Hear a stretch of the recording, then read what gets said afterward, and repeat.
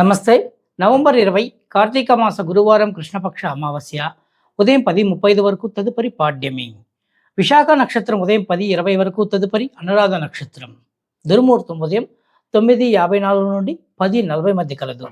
గురువారం విశాఖ నక్షత్రం వర్ధమాన యోగం అధిక లాభం, అనురాధ ఆనంద యోగం ద్రవ్యలాభం కనుక ప్రయాణాలు అనుకూలం.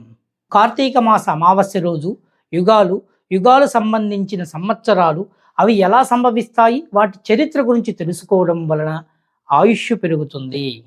ఆలయాల్లో ప్రదక్షిణలు, సాయంత్ర సంధ్యందు దీపాలు వెలిగించడం, స్వయంపాకం దానం వలన అష్టైశ్వర్యాలు ప్రాప్తిస్తాయి. అక్షింతలు చేతపట్టుకుని హరికేశుడి కథ వినినా చదివినా ముక్తి కలుగుతుంది.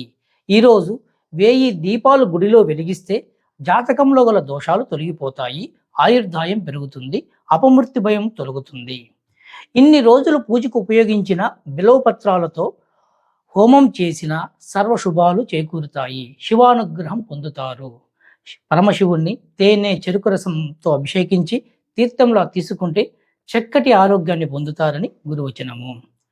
వృశ్చిక రాశిలో రవి, చంద్ర, కుజ, బుధ సంచారము.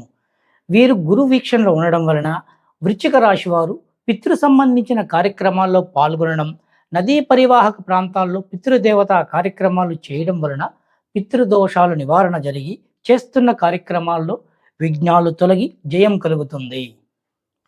జై శ్రీరామ్.